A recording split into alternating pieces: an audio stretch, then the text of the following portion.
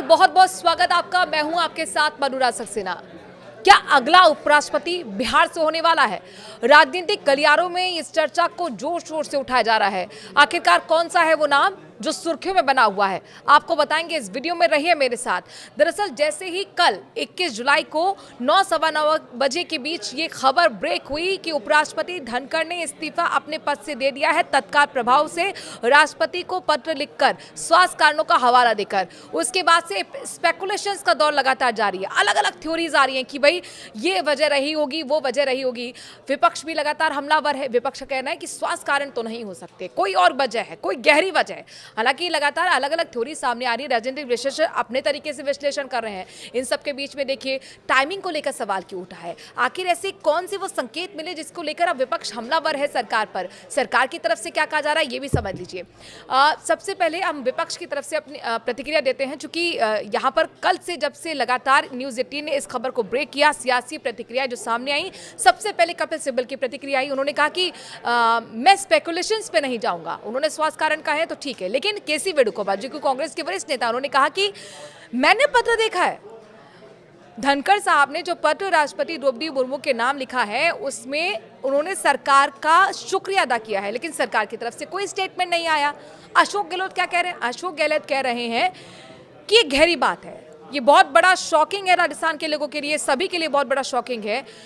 ऐसा लगता है कि जो स्पीकर्स हैं, चाहे लोकसभा के स्पीकर हो, राज्यसभा के सभापति हों, जो कि उपराष्ट्रपति भी होते हैं, ये सब लोग दबाव में हैं।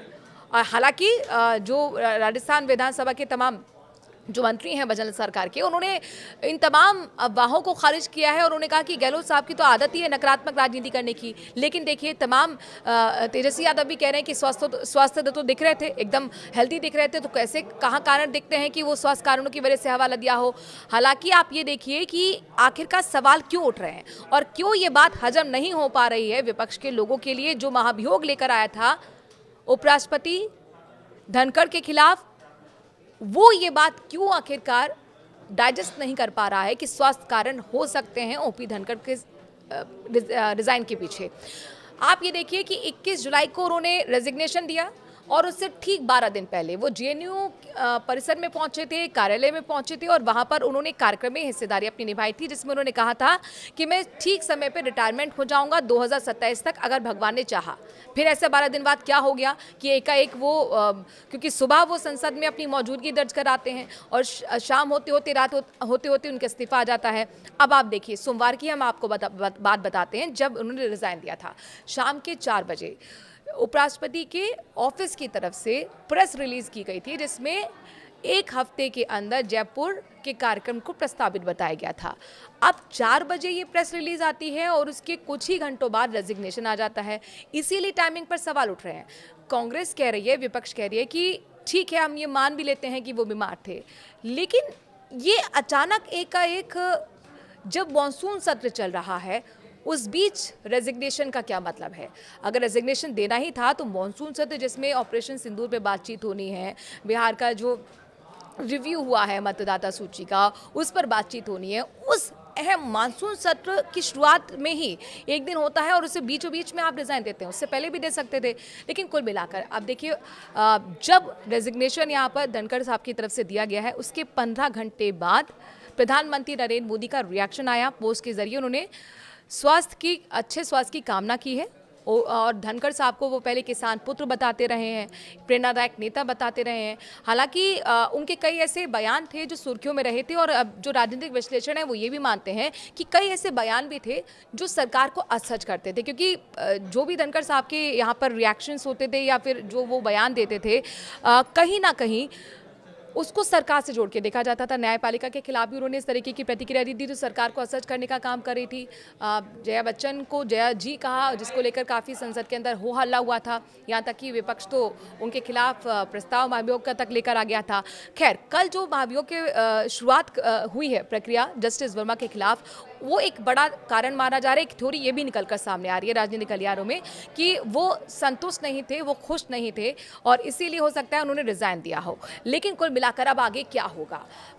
बीजेपी की इसके पीछे क्या रणनीति है? देखिए, राजनीतिक गलियारे जो हैं उसमें इस बात की चर्चा लगातार बनी हुई है कि धनखड़ के इस्तीफे के बाद नीतीश कुमार के लिए उपराष्ट्रपति पद का रास्ता साफ हो गया है और इन अटकलों को हवा दी है बीजेपी के विधायक हरिभूषण ठाकुर ने। उन्होंने कहा कि अगर नीतीश कुमार उपराष्ट्रपति बनते हैं तो ये बिहार के लिए बहुत अच्छा होगा। राजनीतिक गलियारों में ये चर्चा क्यों बनी हुई है? और चूंकि देखिए, तमाम जो एक्सपर्ट्स हैं, राजनीति को समझते हैं, जो जानकार हैं, वो ये कह रहे हैं कि बीजेपी इस बार 3 महीने बाद ही, कि चूंकि वहाँ पर चुनाव होने हैं, विधानसभा चुनाव में बीजेपी इस बार चाहती है कि ज़्यादा वो सीटें जीते और ऐसे में उसके लिए ज़रूरी है नीतीश कुमार का साथ मिलना। नीतीश कुमार के लिए वो सेफ जगह यहाँ पर डिसाइड कर रही है। नीतीश कुमार को उपराष्ट्रपति बनाएगी ताकि ये एक रणनीतिक हिस्सा राजनीति का बीजेपी के लिए हो सकता है, ताकि नीतीश कुमार का उसको साथ मिल सके।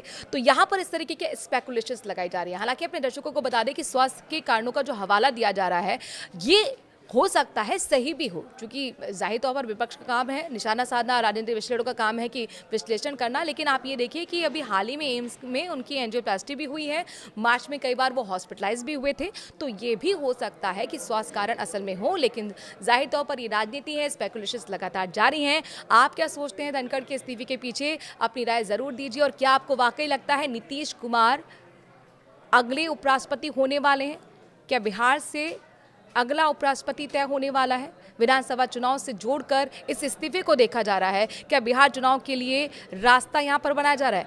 अपनी राय कमेंट के जरिए जरूर दीजिए।